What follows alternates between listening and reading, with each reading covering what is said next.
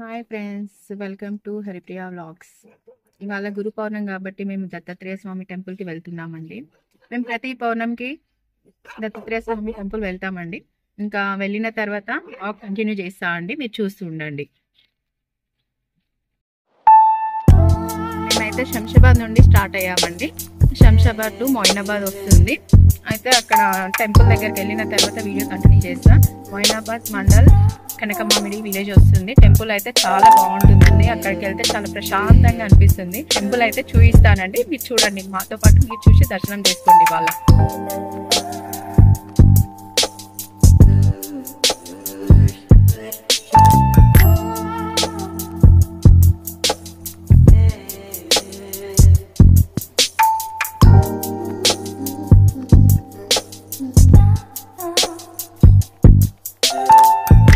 College ఇది.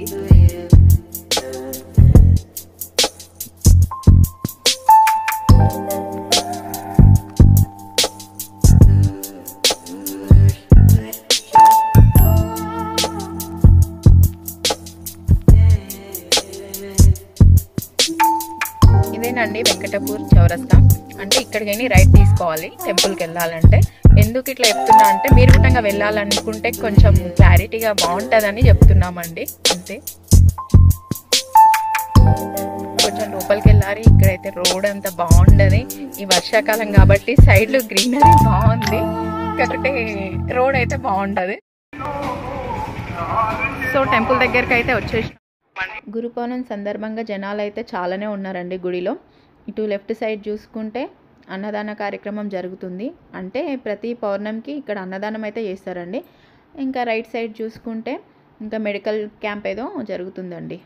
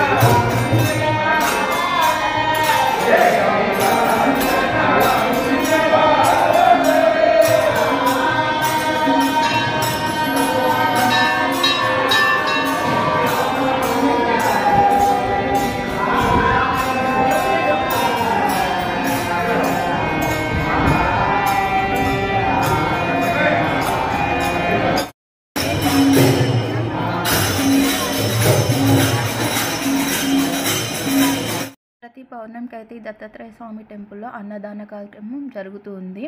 అయితే ఈ గురు పౌర్ణమి సందర్భంగా మేము కూడా మాకు తోచిన కాడికి 50 kgs బియ్యం బ్యాగ్ అయితే ఇస్తున్నాము. ఇట్లా ఇవ్వడం ఇది సెకండ్ టైం అండి ఇక్కడ.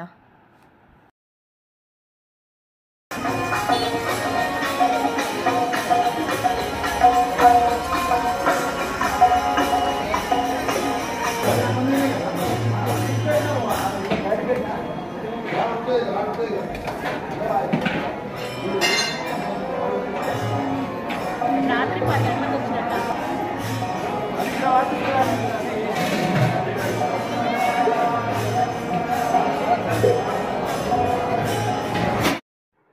శ్రీ దత్తాత్రేయ స్వామి టెంపుల్ దర్శనం కంప్లీట్ కాగానే ఇక్కడ దగ్గరలోనే ఉన్న శ్రీ వెంకటేశ్వర స్వామి ఆలయానికి అయితే మేము బయలుదేరినాం. ఈ టెంపుల్ కూడా చాలా బాగుంటుంది. ఈ పూర్తి వీడియో అక్కడికి వెళ్ళిన తర్వాత మీకు చూపిస్తాము.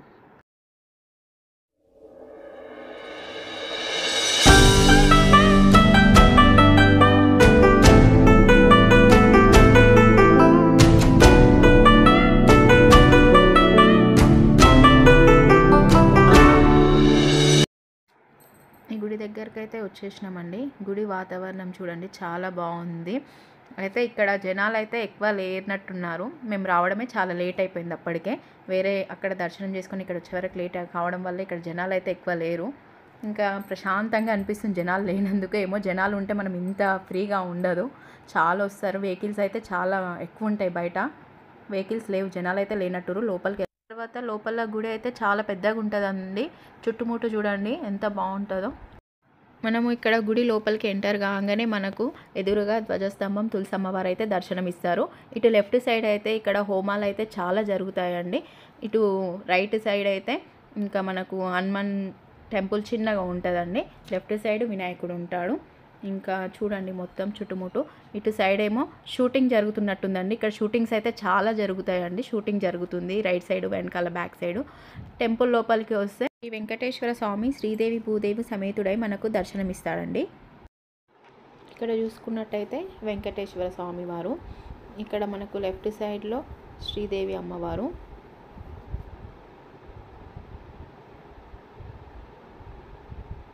అట్లాగే ఇటు రైట్ సైడ్ వస్తే మనకు భూదేవి అమ్మవారు దర్శనమిస్తారు. ఇంకా వెంకటేశ్వర స్వామికి ఎదురుగా అయితే గరుత్మంతుడు కనిపిస్తాడు.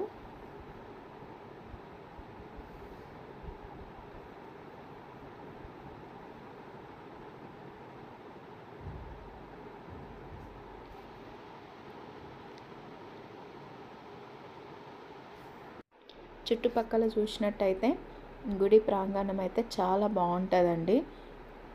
ఈ చెట్లు, ఈ వాతావరణం చాలా, అంటే గుడి గుట్టం చాలా పెద్దగా ఉంటుంది.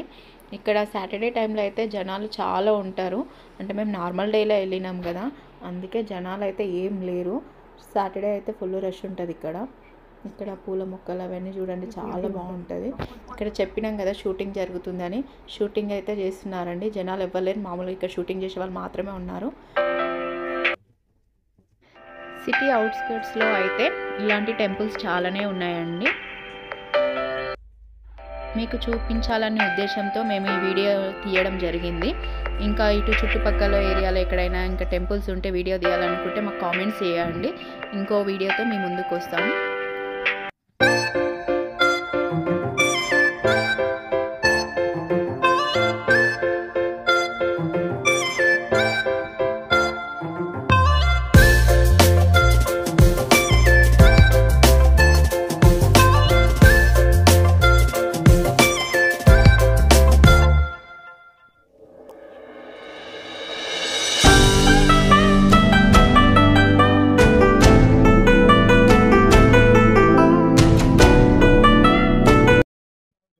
ఇవాళ వీడియో అయితే ఇంతే అండి. 2 టెంపుల్స్ చూశారు కదా.